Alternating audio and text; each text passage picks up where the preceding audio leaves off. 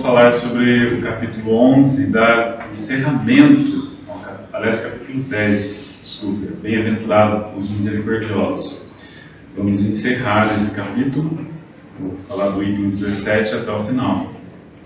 Eu confesso que eu tive dificuldade de desenvolver esse tema, né, que fala sobre a indulgência, e eu acho que o que a gente tem dificuldade, eu acho que é o que a gente mais precisa, né? Então, que bom que caiu na minha mão esse tema e conto com a indulgência de cada um de vocês. A indulgência, aliás, o capítulo inteiro, né, bem-aventurados os misericordiosos, fala de misericórdia. Misericórdia divina. Deus é misericordioso para conosco. Ele nos fornece a misericórdia. E a indulgência é essa disposição em perdoar, essa disposição em ser clemente com os erros, as faltas. E quem de nós que não é? Quem de nós não comete erros, equívocos e enganos, como diz a Maria Teresa de Calcutá? A coisa mais fácil é errar. A coisa mais fácil.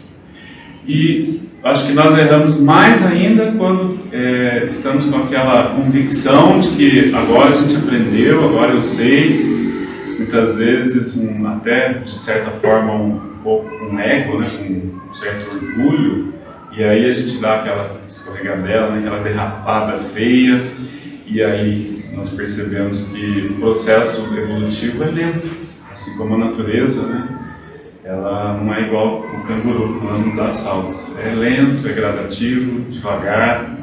Então, a indulgência é algo que a divindade tem para conosco, mas nós precisamos desenvolver.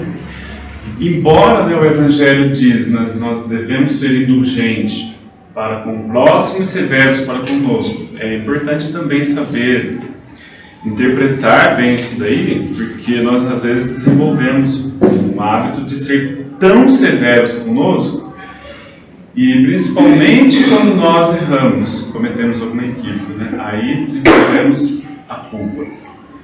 E, no entanto, a nossa vida, nós às vezes pegamos ali um episódio, uma coisa tão pequena, e ficamos nos martirizando, nos crucificando, desenvolvendo um sentimento de culpa. É o mesmo que pegar ali uma foto da nossa vida, que é um filme que ainda está sendo construído constantemente, e ficamos tão focados ali naquela foto, né, nos martirizando. Devemos ser severos com o nosso orgulho, com o nosso egoísmo, mas também precisamos nos levantarmos quando erramos. Isso é importante, porque, engraçado, quando eu erro, quando eu cometo algo que eu considero às vezes grave ou gravíssimo, fico chicoteando, me martirizando, o alto silício, é o momento que eu mais preciso de ajuda, que eu mais preciso de uma mão amiga, e eu estou comigo a todo momento, e o que eu faço? Né? Eu vou lá e piso mais ainda, me coloco adjetivos ruins para mim, e era o momento que eu precisava me levantar, me erguer. Então, aí está envolvido também a indulgência. Precisamos desenvolver essa indulgência. Agora, quando fala dos outros, também preciso ser indulgente. Indulgente não é ser permissivo, né? Ah, mas então eu tenho que ser permissivo e permitir que eu devo combater o erro, mas não combater a pessoa. Então, quando Jesus, diante da mulher adúltera, ele aproveitou uma situação para dar lição de tudo quanto é aspecto, né? Mas, né, para ela, ele não crucificou-a, ele a apoiou. Mas também ele não disse, o que você fez, tudo bem, não tem problema, se fizer de novo, tudo bem. Não, no final ele diz, né, vá e não peques novamente. Por quê? Porque nós estamos sujeitos à lei de causa e efeito. E essa lei de causa e efeito, conforme nós vamos aprendendo cada vez mais, a responsabilidade vai aumentando. Isso nós aprendemos muito claramente dentro da doutrina espírita. Aquele que mais sabe é mais cobrado. Nós que estamos na doutrina e vamos estudando, nós percebemos cada vez mais nitidamente isso daí. Como nós somos cobrados? Por nós mesmos. E aí tem que tomar cuidado também com a questão da culpa, né? Mas, então, a questão da causa e efeito. Vá e não peques mais. Pecar é simplesmente errar o alvo. Eu não acertei, então devo insistir, continuar novamente, procurar acertar dessa vez. Isso é pecar, definição de pecar. Mas, a questão da lei de causa e efeito, então, se eu sei essa lei de causa e efeito, ela cobra mais severamente para comigo. Quando eu ainda era ignorante, ela era mais branda. Assim até mesmo, né, as nossas próprias leis. Essa lei divina também, que é muito mais perfeita. Né? Perfeita, absolutamente perfeita. E aqui no Evangelho, no capítulo 10, no item 16, que fala da indulgência, diz aqui pelo Espírito José: Espíritas, queremos hoje falar-vos da indulgência, esse sentimento tão doce, tão fraternal, que todo homem deve ter para com seus irmãos, mas que tão poucos praticam. Olha só, um sentimento tão doce, e é verdade, um sentimento tão doce. Como é bom quando nós nos equivocamos, estamos ali tristes, abatidos, chateados, e às vezes vamos desabafar com uma pessoa e ela é indulgente para conosco. Como é bom aquela pessoa, aquela doçura da pessoa, não concordando com o meu erro. Não, tudo bem, você errou, não sei o que, não tem nada, você errar de novo, tudo, não é isso, mas ela me dando uma mão amiga, falando, vamos nos levantar, vamos procurar acertar. Isso é tão bom quando a gente passa por isso e essa pessoa nos dá esse alento, esse conforto, porque é isso que Jesus nos ensinou. Eu lembro da passagem da crucificação, em que ele estava com os dois ladrões, né? E o ladrão bom, entre aspas, né? O ladrão bom não existe, né? É ladrão. Mas era o ladrão arrependido, digamos assim. O ladrão arrependido, ele estava, de fato, arrependido. Não era um arrependimento da boca para fora, mas ele estava mesmo de dentro dele. E o outro não, o outro ainda não tinha amadurecido. E Jesus diz a ele, conforta, né? E digo hoje, vírgula, né? Precisa interpretar também. Estarás comigo no paraíso. Não é estarás hoje no paraíso, mas já é o início. Porque a mentalidade dele já mudou, então ele já começa a adentrar no paraíso. E nós, quando nós nos arrependemos, já é o primeiro passo para nós nos transformarmos. Então, um sentimento doce, diz o Espírito José, de fato, um sentimento doce. Precisamos desenvolver mais isso com os nossos irmãos, porque a nossa sociedade ainda tem um hábito de impulso, né, imediato, crucificar, descer bem, julgar, né? Então precisamos sempre estar atentos para não fazer isso, porque, como diz a oração do Pai Nosso, perdoai as nossas dívidas conforme perdoarmos aos nossos devedores. Nós queremos o perdão para nós, precisamos, todo dia, da divindade de Deus. Deus me perdoa, como diz o Divaldo, né? Deus é amor. Mas nós precisamos de perdão, nós erramos a todo momento. Se não errássemos, não teria nem por que estar aqui nesse nível ainda, né? nesse planeta ainda considerado de expiações e provas ainda. Estaremos num bem melhor, né? Então, sejamos aí coerentes que nós erramos e bastante. Então, precisamos também ser compassivos com o erro alheio e desenvolver esse estado de espírito diante dos equívocos de nossos irmãos. E aí ele diz aqui mais um pouco: a indulgência não vê os defeitos alheios, e se os vê, evita comentá-los e divulgá-los. Oculta-os, pelo contrário, evitando que se propaguem. E se a malevolência os descobre, tem sempre uma desculpa à mão para os disfarçar. É importante a gente definir isso daqui não como algo que seja um pieguismo, né? Um fingimento, fingir ser bom, ser bonzinho. mas que eu posso também desenvolver isso de uma maneira que eu não fique olhando para o defeito, entre aspas, do meu irmão, da minha irmã. É aquela história do copo que está pela metade. Então nós temos o hábito de ver que é um copo que está meio vazio. E nós deveríamos ver o contrário, não é um copo que está meio cheio. Tem algo ali. Mas muitos de nós desenvolvemos o hábito de ver o que falta. Olhar para o negativo. Nos evangelhos apócrifos, que é de autenticidade duvidosa, tem uma passagem de Jesus, do Mestre Jesus, em que eles estavam com os apóstolos e eles encontram ali no meio do caminho um cão, um cachorro ali em estado de decomposição, em estado de putrefação.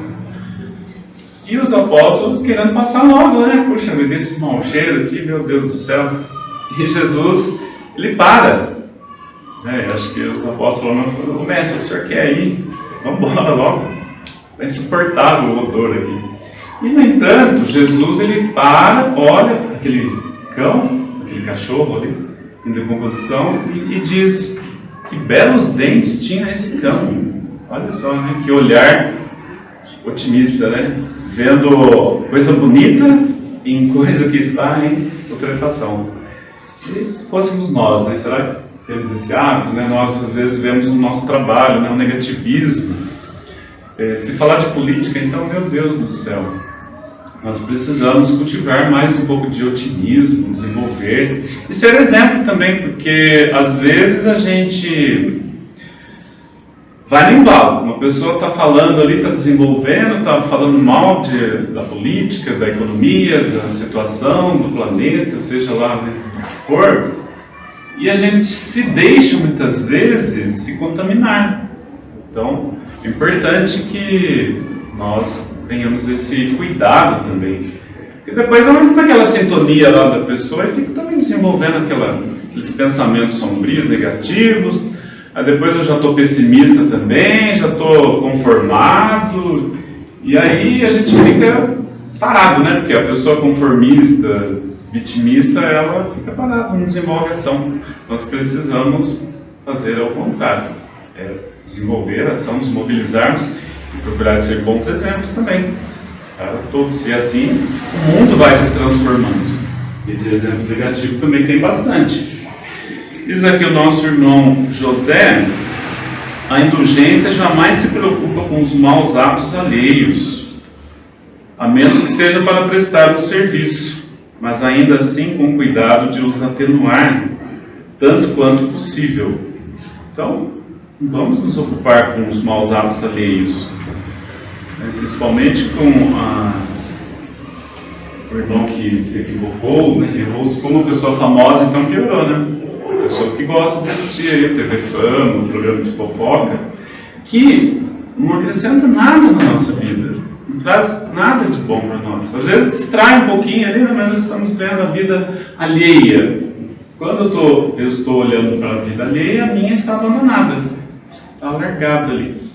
E eu preciso cuidar dela. Cuidando, já não está lá grande coisa, sem cuidar, então piorou. Tem alguns outros itens aqui também, como é encerramento do capítulo, né? Tem uma outra fala aqui: sede indulgentes, meus amigos, porque a indulgência acalma, corrige, enquanto o rigor desalenta, afasta e irrita. Olha que verdade, né? A indulgência, como ele disse no início, ela é doce. Então, ela acalma, ela corrige. De fato, quando eu estou exasperado por coisas que eu fiz, né, martirizando, e uma pessoa é indulgente para comigo, isso me acalma, me tranquiliza, me faz bem, e ela corrige, é educativa, corrige. Enquanto que o contrário, o rigor ele desalenta, ele afasta, irrita, né? A pessoa que usa de rigor, a pessoa já está mal, ainda vai lá, porque aquele rigor, a pessoa fica pior. sai de lá chorando, às vezes correndo. Então, sejamos indulgentes. Se diz aqui o Espírito João, bispo de Bordeaux, ele diz, né, sede indulgentes para as faltas alheias, quaisquer que sejam. Até circulei aqui, ó, quaisquer que sejam. Ele está generalizando, né? Quaisquer faltas que sejam. Ele não está falando, ó, só para isso daqui, só. Aquilo lá você não pode ser indulgente. Não, não, quaisquer faltas sejam indulgentes. Não julgueis com severidade, senão as vossas próprias ações. Entra aquela história, né, do querer tirar o cisco do olho do próximo, sendo que eu estou com uma trava no meu olho, que já foi falado aqui, em outros evangelhos também. E o Senhor usará de indulgência para convosco, como usasses para com os outros. Como aquela parábola lá do bom patrão, em que ele perdoa a dívida do servo, e era para ele fazer o mesmo. O que ele faz? Ele faz o contrário. Ele coloca o outro que devia para ele na prisão, e, no entanto, aqui, Deus, ele nos pede para ser indulgente, para que nós consigamos a indulgência dele também. Podemos entender dessa forma. Mostrai a todos o anjo da contrição, estendendo suas brancas asas sobre as faltas humanas. Compreendei toda a misericórdia infinita de vosso Pai. Então, Deus, ele é a misericórdia infinita. Eu estou lendo Paulo Estevão, que é um livro maravilhoso, quem leu deve ler, quem já leu deve reler, um livro fantástico, né? É a história do Paulo, do apóstolo Paulo. Eu estou no começo lá. E é interessante porque nós vemos lá o Estevão, que é o Gesiel, né? Ele se torna Estevão depois, o Gesiel e Abigail, e o pai dele, que é o Jochebed. E é interessante ver a indulgência desse espírito, procurando fazer um link com essa palestra de hoje, a indulgência desse espírito, e da Abigail também. E, engraçado, o pai já idoso, velhinho, de cabelo branco, e os filhos, espíritos muito mais adiantados que o pai. Muito mais, né? Tanto que ele é indulgente, ele é compassivo, ele é calmo, e ele dá conselhos para o pai. E o pai e eles são seguidores de Moisés, são judeus, seguidores de Moisés. E o pai, ele no início lá, ele apanha, né, dos soldados romanos. E depois ele requer, ele vai conversar com, não sei quem era o representante lá, chama Licínio, não sei que posição que ele tinha lá. Ele queria requerer os direitos dele. O filho aconselha que ele não vá. Fala, não vai, pai. Não, mas isso é nosso direito. Ele diz que vai devolver os bens que foram confiscados injustamente e tal. E, no entanto, o pai não ouve o filho e vai. E aí perde tudo. Aí, em vez de devolver o que tinha tirado, tira o restinho, que era a moradia, a casa deles e tudo mais. E, no entanto, né, esse espírito, Gesiel e Abigail, são espíritos muito evoluídos, dá para nós percebermos ali a diferença do pai no corpo, tão idoso, mas inferior em comparação a eles. Eu gosto de ler essas obras porque nós aprendemos muito em termos de estado de espírito. Eu acho que eu consegui absorver ali, principalmente, né? Às vezes a gente vai até as lágrimas, né? Porque nos toca bastante, e aprendemos muito também. E outros livros da literatura também, espírita, que nos ensina sobre a indulgência. Então possamos, né, ler, inclusive, alguns livros do clube, tem livros ótimos também. Aqui o bispo de Nevers, Bordeaux, eu não sei, é francês, né? Francês, quem sabe é a dona Marilene, mas deve ser essa a pronúncia. Diz aqui, ó, queridos amigos, sede severos para vós mesmos, indulgentes para as fraquezas alheias. Olha só, né? Fraquezas alheias. Se nós erramos, não é porque nós somos fortes e assim mesmo erramos. É uma fraqueza, principalmente uma fraqueza de espírito, porque aqui está se falando de estado espiritual. Então, eu preciso ser indulgente para com as fraquezas alheias, perceber que cada um tem a sua idade espiritual. Como é difícil para nós entender isso, né?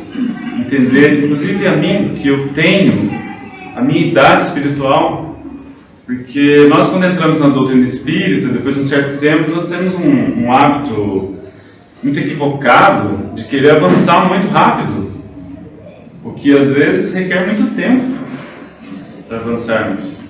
Então eu preciso aceitar a minha idade espiritual. Eu ainda erro nisso daqui, eu estou tentando, claro. Isso daí não é uma justificativa para eu permanecer no erro. Ah, tudo bem, eu sou fraco mesmo, então, bom, eu sou infantil espiritualmente, vou dizer assim, então, não é isso. A gente se cobra assim, mas eu também não posso ficar sendo radical comigo, que até atrapalha, né, meu avanço espiritual. Eu fico tão radical comigo que daí eu fico derrapando ali, não saio do lugar. Eu preciso entender a minha idade espiritual, que eu ainda não consigo fazer tais coisas, consigo fazer outras já.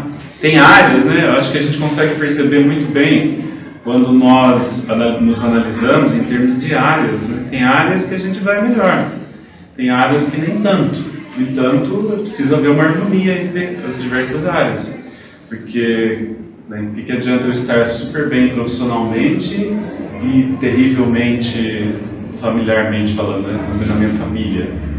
Então tem que haver uma harmonia, mas tem pessoas que se dão melhor em alguns aspectos, em algumas áreas.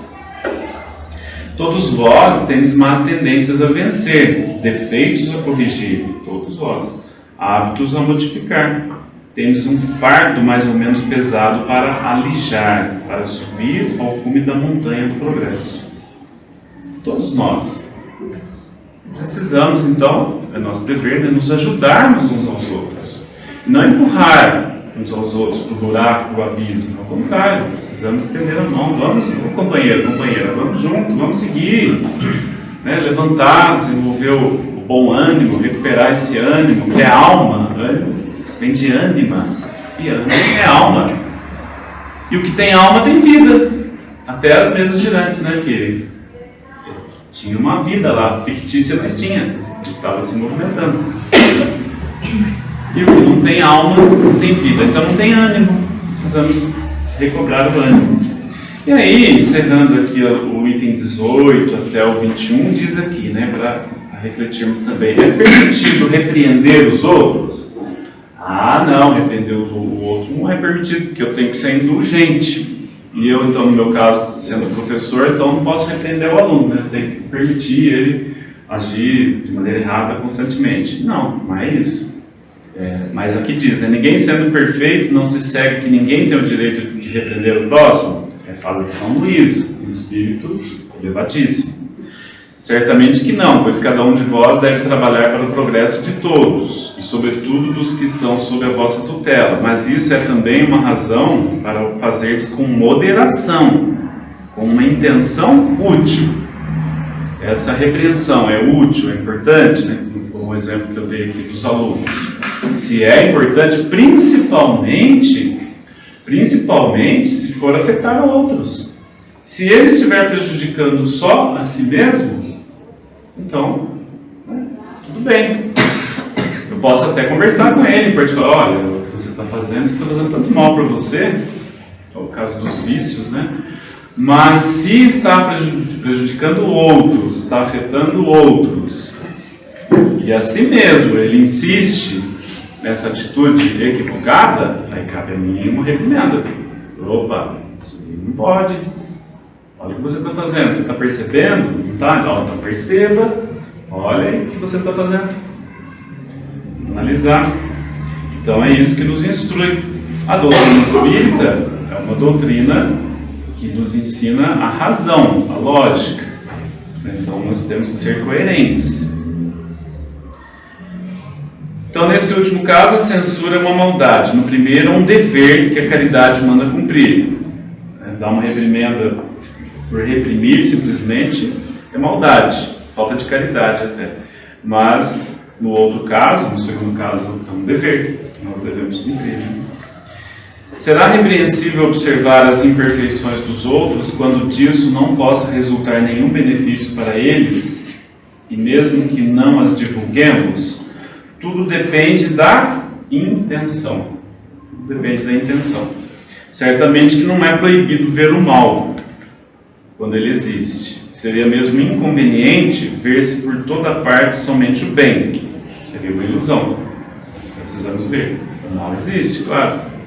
Vou colocar uma venda no meu olho e falar que não existe, né? Essa ilusão prejudicaria o progresso. O erro está em fazer essa observação em prejuízo do próximo. Será que vai trazer um benefício para ele? Espiritualmente. Porque às vezes, a curto prazo, é a questão do escândalo, né? O escândalo a curto prazo arrasa às vezes com a pessoa. Mas é necessário que o escândalo venha, diz o Evangelho. Mas a longo prazo, pode trazer um benefício muito grande. Por quê? Corta-se, né, o erro dele, que ele estava ali, virando uma bola de neve, que poderia ser muito pior. Então nós temos que ter essa visão também a longo prazo. E aqui o São Luís diz, né, outra pergunta feita para ele. Há casos em que seja útil descobrir o mal alheio? Essa questão é muito delicada e precisamos recorrer à caridade bem compreendida. Se as imperfeições de uma pessoa só prejudicam a ela mesma, não há jamais utilidade em divulgá-las. Mas se elas podem prejudicar outros, é necessário preferir o interesse do maior número ao de um só, foi o que eu comentei agora há pouco. Se está envolvido aí o interesse de várias pessoas, aí eu preciso agir. Se está prejudicando só ela, né? Pode ser que ela continue. Que é o caso dos vícios também. As pessoas às vezes insistem no vício, né? Às vezes a pessoa diz, está prejudicando só ela mesma. Será que está prejudicando só ela mesma? Depende, né? É importante a gente analisar, principalmente quem vive juntamente. Então a indulgência é esse estado, né, essa disposição em perdoar. Nós procurarmos lá no dicionário, vamos encontrar isso, uma, né, das traduções, um dos significados, a disposição em perdoar, em ser até benevolente muitas vezes com os equívocos do nosso irmão, porque eu também preciso dessa indulgência. Que eu acho que a melhor ilustração, como eu disse no início, é a oração do Pai Nosso, né? E aliás o início desse capítulo também fala muito disso, né? Perdoar para que sejamos perdoados. Bem-aventurados os misericordiosos é o título desse capítulo. Esse vale a pena ler, reler, estudar. É um capítulo que nos conforta muito, né? Todos confortam muito, mas nos confortam bastante, né? Jesus diz, misericórdia quero, não holocaustos. Essa é a doutrina do Cristo, de misericórdia, de amor. E às vezes somos mais severos, né, do que a própria vida, né, que às vezes não é tão severa conosco. A própria lei de causa e efeito não é tão severa. Então sejamos indulgentes, sejamos dóceis, tenhamos esse sentimento doce para o nosso irmão. Não é ser permissivo, né? Precisamos saber discernir bem, não é ser permissivo, é ser indulgente mesmo, ser compassivo, compreender e estender a mão, levantar, amparar, que é isso que nós devemos fazer uns com os outros, ampararmos uns aos outros e amarmos uns aos outros, como diz Jesus, não amassarmos uns aos outros, né? Como dizia o Richard Simonetti também.